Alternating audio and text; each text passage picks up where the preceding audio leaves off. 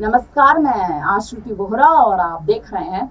Next 9 news. Jaunpur से जब से मायावती ने श्रीकला रेड्डी का टिकट काटा है तब से ही कयास तेज हो चुके हैं कि अब श्रीकला रेड्डी और उनके पति धनंजय सिंह की मायावती के साथ एक तरह से कहे तो एक विरोध, एक भिड़ंत हो सकती है, क्योंकि इस चुनाव में कहीं से कहीं तक भी ऐसे अनुमान नहीं लगाए जा रहे थे कि श्रीकला रेड्डी के नामांकन भरने के बाद उनका टिकट काट दिया जाएगा और श्याम सिंह को टिकट दिया जाएगा, यानी जौनपुर की सीट से श्याम सिंह को चुनावी मैदान में उतारा जाएगा। तो अब सवाल ये बनता है कि क्या मायावती को श्रीकला रेड्डी पर भरोसा नहीं था? क्या मायावती को इस बात का डर सता रहा था कि जौनपुर की सीट उनके हाथों से जा सकती है? क्या उनको इस बात का डर सता रहा था कि जौनपुर पर कोई विपक्षी पार्टी या भारतीय जनता पार्टी या समाजवादी पार्टी या कांग्रेस अपना दांव चला सकती है या वहां पर एक तरह से कहें तो अपना वर्चस्व जमा सकती है?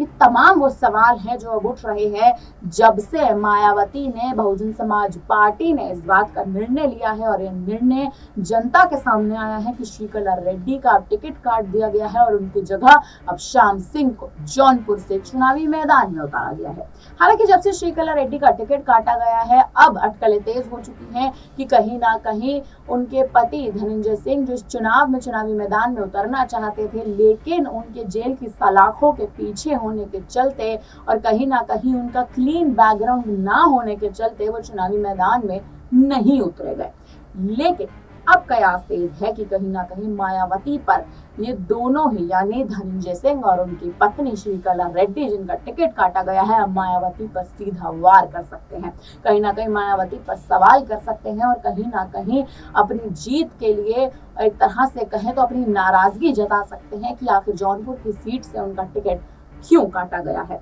क्योंकि जिस तरह से मायावती इस चुनाव में बहुजन समाज पार्टी को लेकर आगे चल रही हैं, खुद पीछे बैठ के फ्रंट फेस पे ना चल के, फ्रंट फेस पे ना खेल के कहीं ना कहीं बहुजन समाज पार्टी का वर्चस्व संभालना चाह रही है, तो सवाल ये उठता है कि क्या सच में मायावती इस तरह से अपने ही प्रत्याशी जिन्होंने नामांकन तक भर दिया है, क्या इस तरह से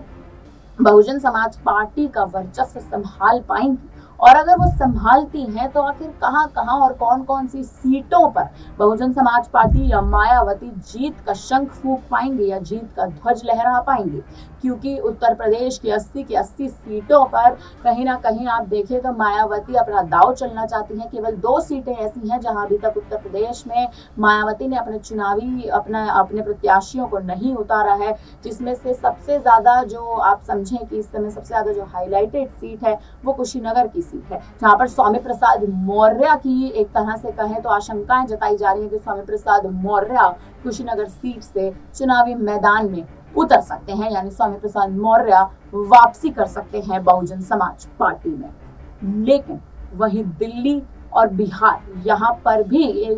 एक तरह से देखें तो बहुजन समाज पार्टी एक खेल करने की कोशिश कर रही है। तो सवाल ये उठता है कि अब जिस तरह से बहुजन समाज पार्टी यानी मायावती ने कहीं ना कहीं जौनपुर से श्रीकला रेड्डी को अलविदा कहा है, श्रीकला रेड्डी का टिकट काट लिया है, तो क्या अब ये मायावती पर भारी पड़ेगा? क्या धनंजय सिंह मायावती पर एक तरह से कहें तो कटाक्ष करेंगे? क्या उन पर बयान देंगे? क्या उन पर बयानबाजी करेंगे? फिलहाल अब इस खबर पर और इन कयासों पर और जिस तरह से अब मायावती एक तरह से कहें तो एक जाल बुनने की कोशिश कर रही है विपक्षी पार्टियों पर, इस पर अब आप क्या कहेंगे? हमें कमेंट करके जरूर बताएं। धन्यवाद।